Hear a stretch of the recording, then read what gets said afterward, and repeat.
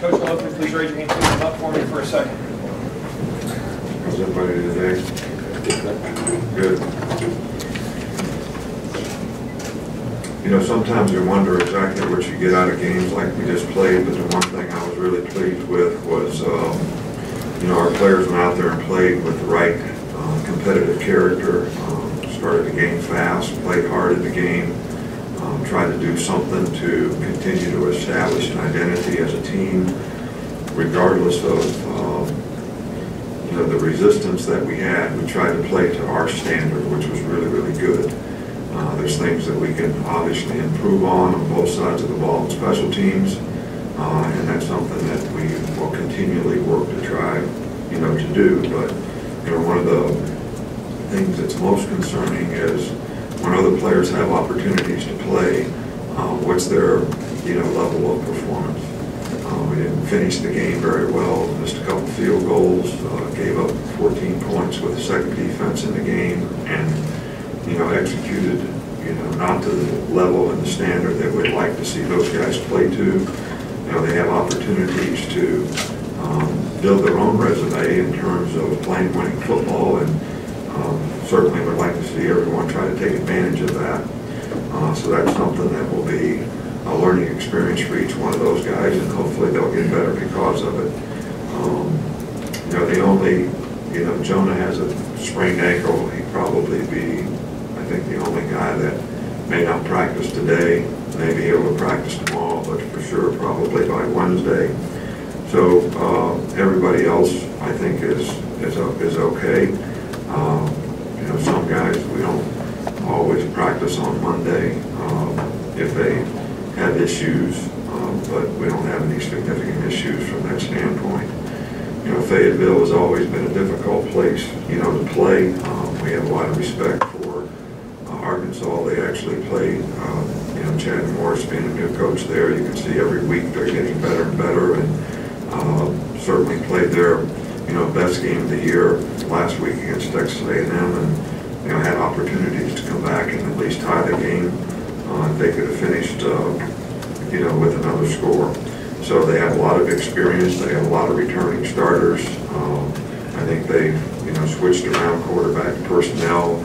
You know, maybe that's sort of impeded some of their progress at times, but I think they now settled on, you know, Ty Story being the starting quarterback, and, you know, he's been productive, and, you know, this is a very capable team, and I know that this is what I call a little bit of a trap game for us in terms of, you know, all the folks out there look at who they played and what the scores were, and, you know, don't go get prepared the way you need to get prepared and go play to your standard and the level that you have to play to beat any team in the SEC on the road. So,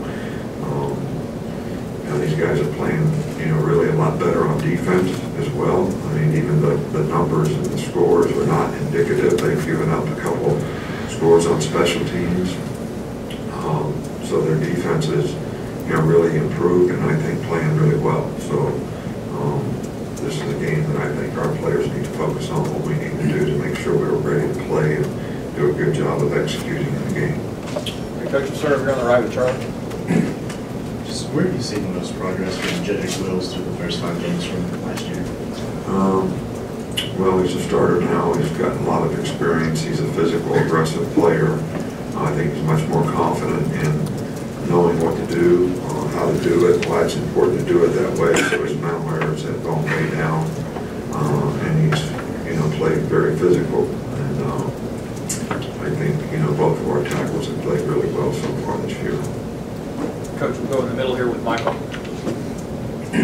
What kind of impact you've seen from the new fair catch rule and on kickoffs? I don't know. I mean, I know that's a player safety deal, and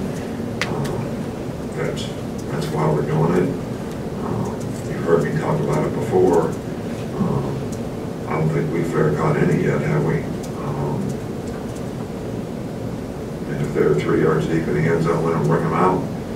And, you know, we're using that as a play in the game to try to make a big play. And we have explosive players to do it. A lot of people have, used the fair catch against us and taken the ball on the 25-yard line, which is their prerogative, and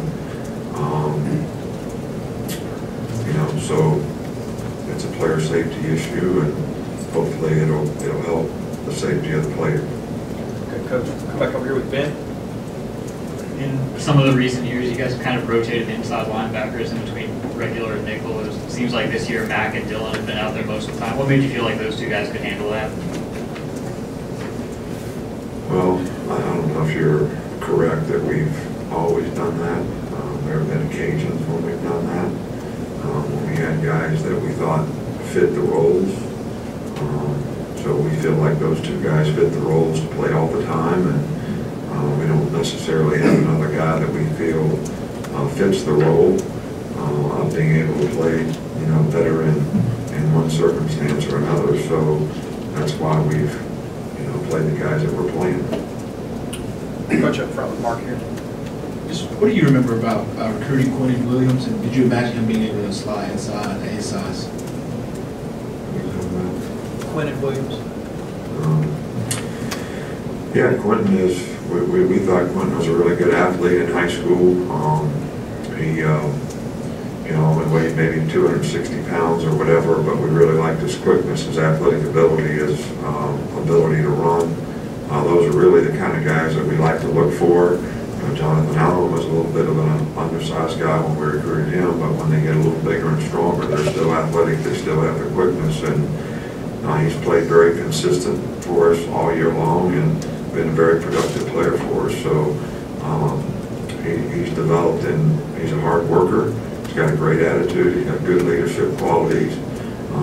So he has worked hard to develop into being a very productive player for us. Go on the left side with Ryder. You mentioned Arkansas special teams. How long does it take for a program to establish, good special teams? And is that an area do you feel like you can take advantage of? Well, I think that they're good in some area, in some of the special teams. I think it's been a little inconsistent sometimes. I think when you have new coaches and you do things differently, the players don't understand exactly what they're supposed to do and how they're supposed to do it, why it's important to do it that way. And I think they're very capable. They've been very effective on teams at times, but they've had some plays that have hurt them as well. We're going to work hard to do the best we can on special teams to create some advantage in the game, in every game that we play, and it won't be any different in this game. Coach, we'll go in the back with Cecil. Coach, 3-5 starts.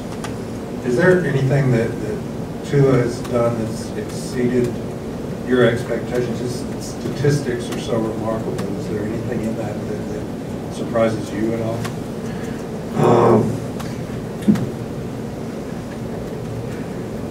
Look, we have a lot of confidence in both of our guys here, and we have a lot of confidence in Tua, and he has played extremely well in every game. I think he's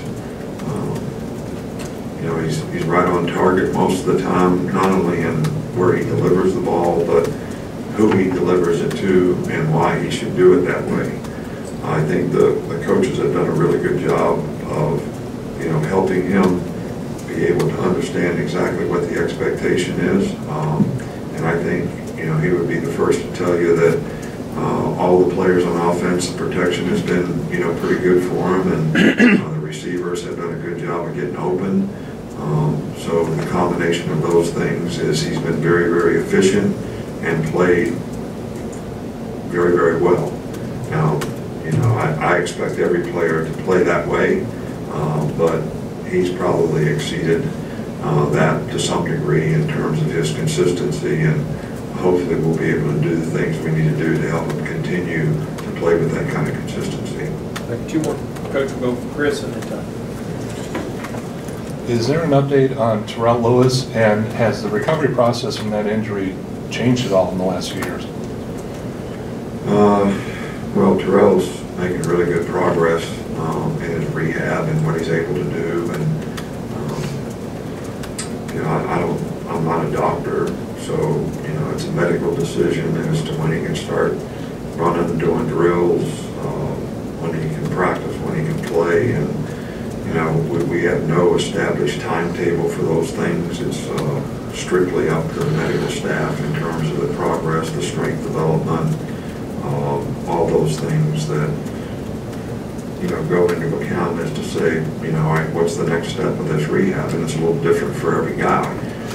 He's a really hard worker. He's worked really hard at his rehab, and it's gone really, really well. But philosophically, I don't make those decisions about, you know, when a guy should or shouldn't play or what's changed. I don't know that anything's changed. Coach, we'll finish up here with Tony.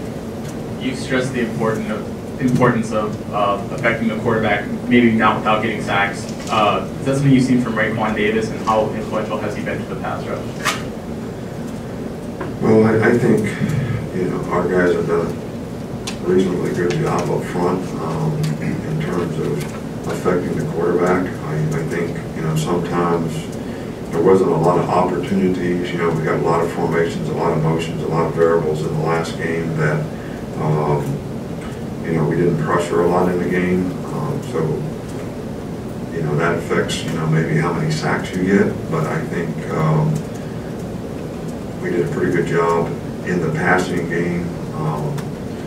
You know, we gave up the, you know, 2 big plays when the 2s went in there. Otherwise, you know, it would have been, you know, a pretty good day from, you know, affecting the quarterback, pass rush, pushing the pocket, decent coverage. So it kind of all goes hand in hand. All right, Coach, thank you. Thanks.